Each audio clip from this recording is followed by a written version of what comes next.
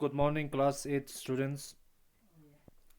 आज का class start करते हैं। हमने सेक्युलरिज्म पढ़ा और उसके कंसेप्ट। सेक्युलरिज्म क्या होता है, हम शॉर्ट में हम कहेंगे कि separation of religion from state. मजहब का स्टेट के साथ, गवर्नमेंट के साथ कोई ताल्लुक, कोई रिलेशन नहीं है, अलग अलग रखेंगे ताकि तमाम माइनॉरिटीज़ को, तमाम तरह के मजहब को उस इक्वालिटी मिले, लिबर्टी मिले, तो हर किसी को अपना रिलीजन करने का पूरा अधिकार मिले। रिलीजन क्या होता है? मजहब।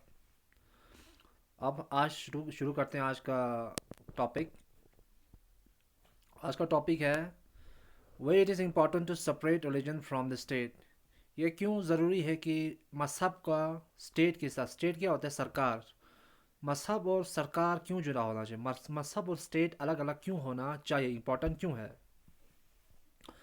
ए discussed above the most important aspect of secularism is it is separation of religion from state power. पे हमने ऊपर डिस्कस किया कि सबसे इम्पॉर्टेंट एस्पेक्ट है सेक्युलरिज्म का कि मजहब का स्टेट से जुदा होना, सेपरेट होना। This important for a country to be function democratically. मजहब का स्टेट के साथ जुदा होना बहुत ज़रूरी है एक देश का डेमोक्रेटिक तरीके से फंक्शन करने के लिए। डेमोक्रेसी क्यों?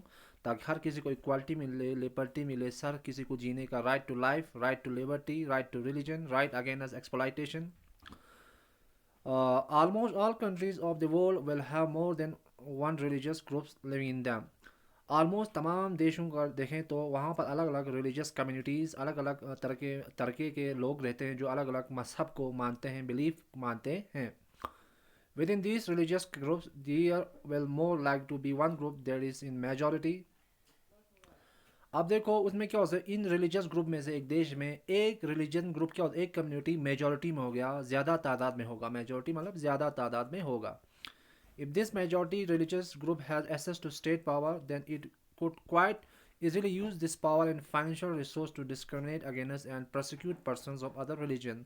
अगर देखो इस कम्युनिटी के पास जो एक देश में मेजॉरिटी में है, अगर उसके पास स्टेट पावर भी होगा, गवर्नमेंट का पावर उसके पास होगा, तो क्या होगा? वो गवर्नमेंट के पावर और फाइनेंशियल पैसे को इस्तेमाल करके दूसरे रिलीजन के साथ डिस्क्रिमिनेट कर सकता है, उनको प्रोसिक्यूट कर सकता है, उनके साथ जुल्म कर सकता है, ज़्यादती कर सकता है। ऐसा चांसेस हाई है।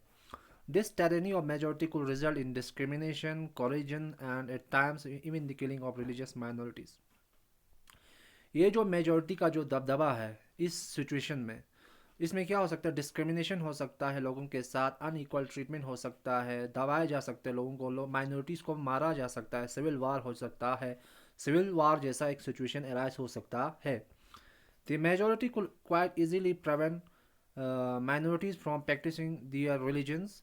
ये जो मेजॉरिटी कम्युनिटी है वो माइनॉरिटीज़ को अपना मजहब के बिलीफ को मानने से रोक सकता है, प्रैक्टिस को रोक करने से रोक सकता है, उनको उनकी आवाज़ को दबा सकता है। Any form of domination based on religion is in violation of the rights that a democratic society guarantees to each and every citizen, irrespective of their religion।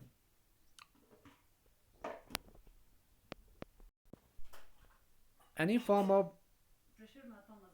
any form of domination based on religion is in violation of rights that a democratic society guarantees to each and every citizen, irrespective of their religion। ऐसे any form of domination majority के द्वारा minorities पे ये violation है, खिलाफ वर्जी है rights का democratic society के, जो एक डेमोक्रेटिक सोसाइटी गारंटी करता है तमाम सिटीज़न को, तमाम शहरी को, चाहे वो किसी भी मजहब के मानने वाले हैं।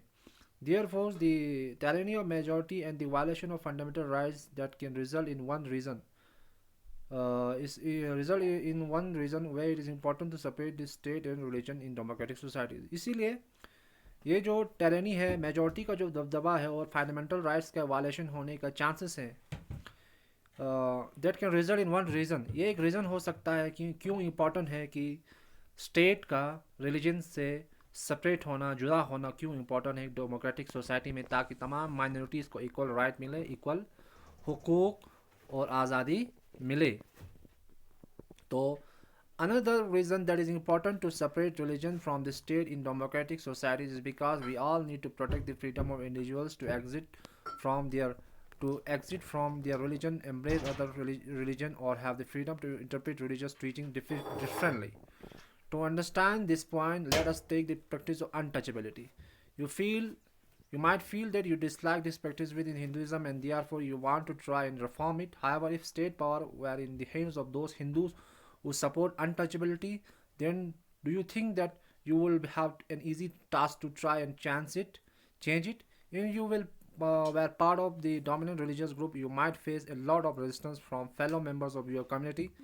These members who have control of state power might say that there is only one interpretation of Hinduism and that you do not have the freedom to interpret this differently. तो अनदर रीज़न स्टेट का religion से जुदा होने का important क्यों है, क्योंकि तमाम मज़हब के मानने वाले लोगों को अपने रिलीजन के प्रैक्टिस को अलग अलग तरीके से मानने का आज़ादी होना ज़रूरी है.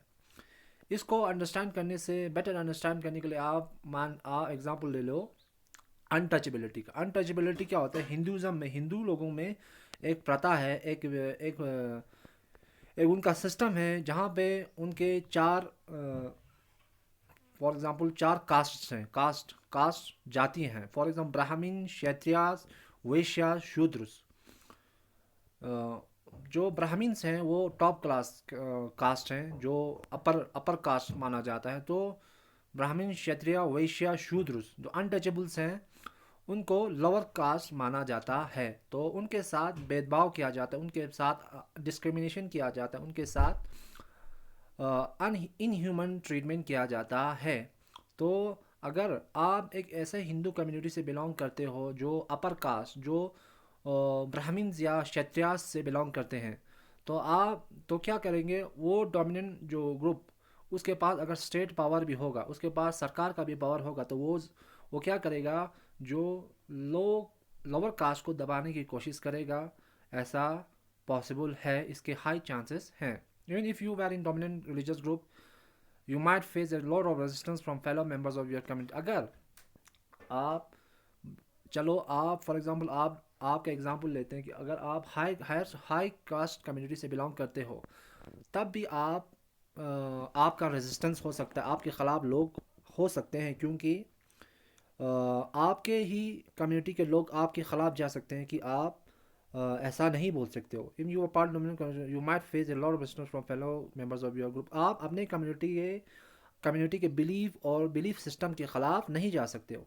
These members who have control of state power might say that there is only one interpretation of Hinduism and you do not have the freedom to interpret this differently.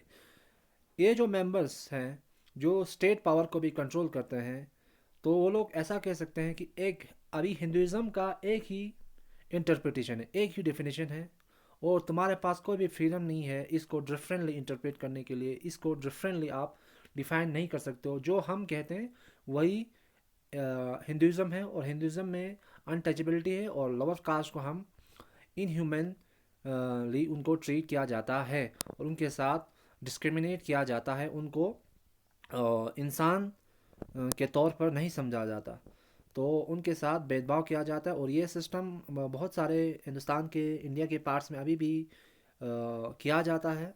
तो इसी के साथ आज के लिए इतना ही रखते हैं दोस्तों. तो नेक्स्ट में हम फिर से पढ़ेंगे. तो आपने आज की क्लास में पढ़ा कि सेक्युलरिज्म क्यों इम्पोर्टेंट है. सेक्युलरिज्म इम्पोर्टेंट क्यों है? क्योंकि स्टेट गवर्नमेंट का या स्टेट पावर का रिलीजन से जुदा होना इसलिए इम्पोर्टेंट है ताकि माइनॉरिटीज़ के हुकूक, इक्वालिटी और लिबर्टी का ख्याल रखा करे. उम्मीद करता हूँ आप लोग समझ चुके होंगे. Thank you very much. कोई सवाल हो तो आप कमेंट सेक्शन में पूछ सकते हैं. Thank you.